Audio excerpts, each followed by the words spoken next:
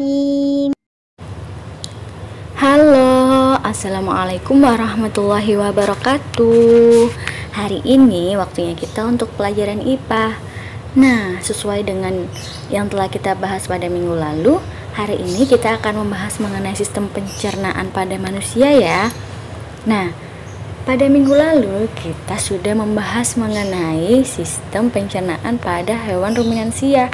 Ada yang masih ingat apa saja sih alat pencernaan pada hewan ruminansia? Jika masih ingat, silahkan tulis di kolom komentar ya kak. Nah, sistem pencernaan pada manusia terdapat mulut, kerongkongan, lambung, usus halus, usus besar, dan anus. Nah, proses pencernaan makanan pada manusia, yang pertama ada proses memasukkan makanan ke mulut.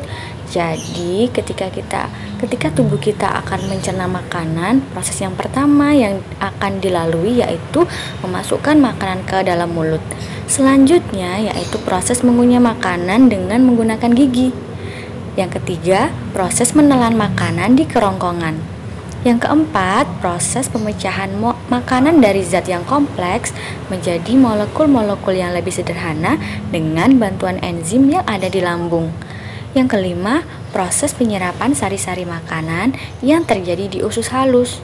Dan yang keenam yaitu proses pengeluaran sisa-sisa makanan yang sudah tidak diperlukan oleh tubuh melalui organ anus.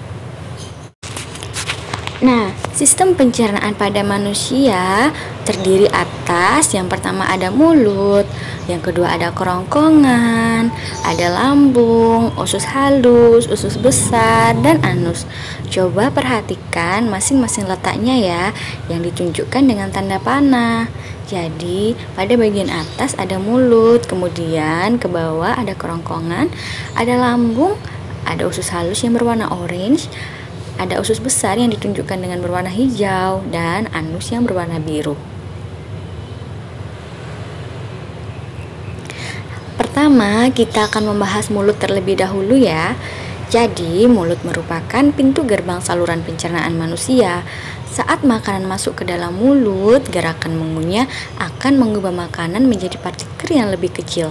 Nah, sementara itu, enzim yang ada di air liur dapat menghaluskan makanan sehingga akan lebih mudah diolah nantinya. Setelah makanan halus, lidah akan mendorong makanan ke tujuan selanjutnya, yaitu tenggorokan. Jadi, mulut merupakan pintu gerbang saluran pencernaan manusia ya. Ketika makanan masuk ke dalam mulut, kemudian makanan itu akan dikunyah oleh gigi, akan dihancurkan oleh gigi yang akan mengubah makanan tersebut menjadi lebih kecil. Nah, kemudian ada enzim yang berada di air liur. Jadi pada air liur kita itu terdapat enzim yang akan menghaluskan makanan sehingga makanan itu akan lebih mudah diolah. Dan lidah berfungsi untuk mendorong makanan ke dalam tenggorokan.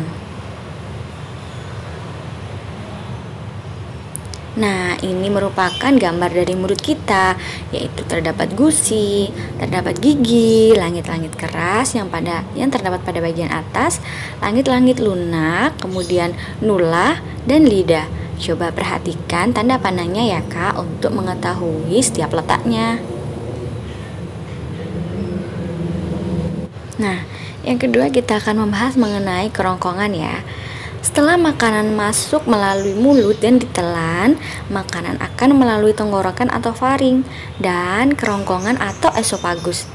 Kerongkongan berperan dalam menghantarkan makanan yang sudah ditelan untuk melalui proses selanjutnya, yaitu dalam lambung. Jadi kerongkongan ini menghubungkan antara mulut dan lambung. Ketika makanan sudah masuk ke dalam mulut dan ditelan, maka kerongkongan ini berfungsi untuk menyalurkan makanan tersebut ke dalam lambung. Coba perhatikan pada gambar.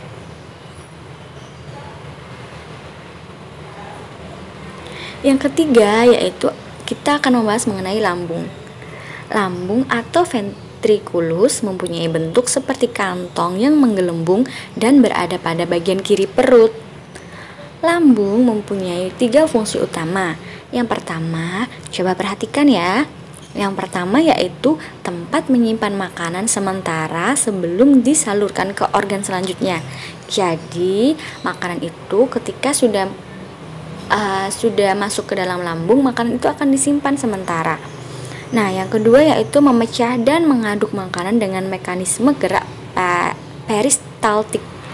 Yang ketiga, mencerna dan menghancurkan makanan dengan bantuan enzim dalam lambung. Jadi, ketika sudah di lambung, makanan ini akan dicerna dan dihancurkan kembali. Dan yang keempat, hanya beberapa zat seperti air dan alkohol yang langsung diserap oleh lambung. Zat-zat makanan lainnya harus melalui mekanisme pencernaan dalam lambung. Jadi air dan alkohol tersebut ketika sudah di dalam lambung dia akan diserap. Kemudian ketika makanan-makanan yang lainnya seperti nasi atau makanan-makanan yang perlu dihancurkan, dia akan dicerna kembali di dalam lambung. Nah, ini adalah bentuk dari lambung itu sendiri. Coba perhatikan pada gambar.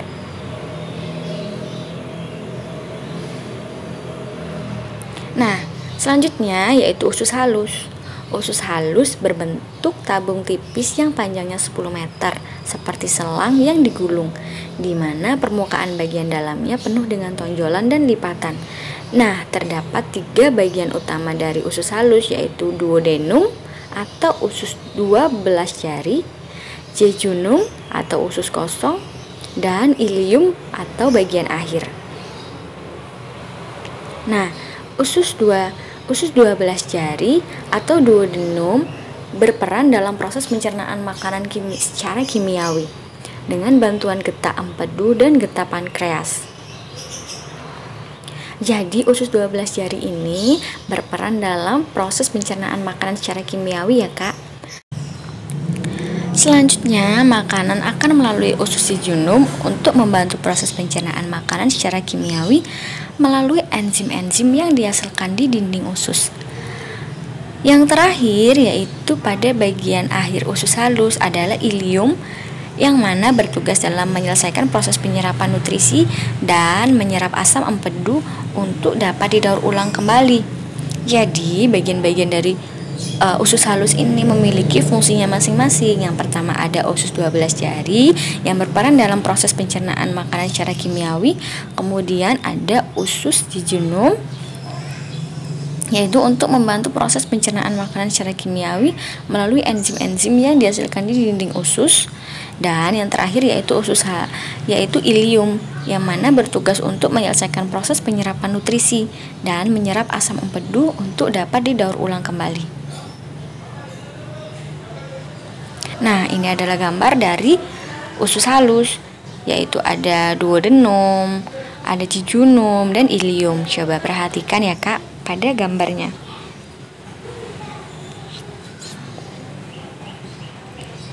Nah, selanjutnya ada usus besar.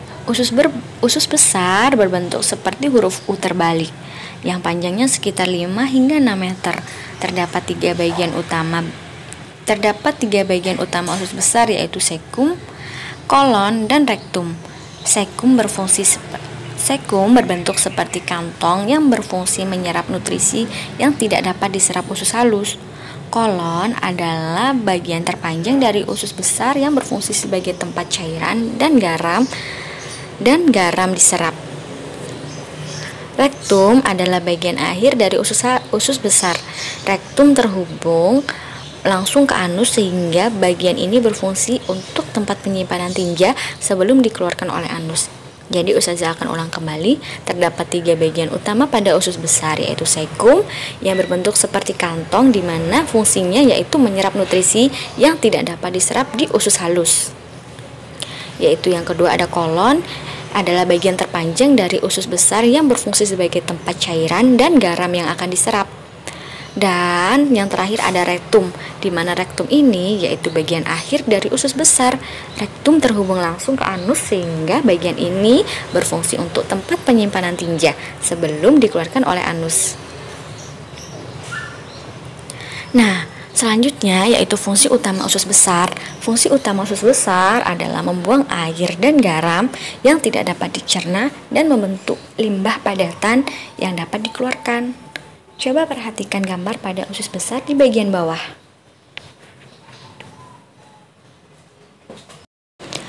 Dan yang terakhir adalah anus.